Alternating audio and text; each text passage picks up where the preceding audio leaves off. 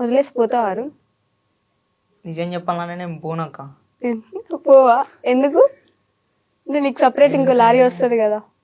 అద్దక్క ఇక్కడ దాకా తీసుకొచ్చినా వదిలిపెట్టి పోతామా అక్క? ఇక్కడ దాకా తీసుకొచ్చినాడంటే నీకు లైఫ్ ఇచ్చాడని ఫీల్ అవుతున్నాను. లైఫ్ ఇచ్చిండు అక్క, బాగా ఇచ్చిండు.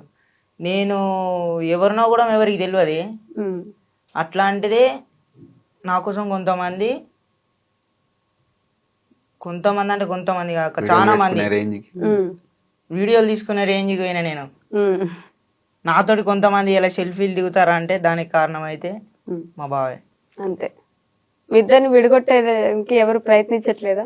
చాలా మంది ప్రయత్నించారు, పట్టించుకోలే. ఎన్నో అంటారా, వీళ్ళమ్మ ఫుల్ సపోర్ట్. అత్తమ్మ మంచిగా అమ్మ కంటే ఎక్కువ చూసుకుంటది. అవునా? మీ అమ్మ వాళ్ళు ఏమనరా ఎందుకు నీకు ఈ వీడియోలు అవి ఇవి పని చేసుకోకుండా అని?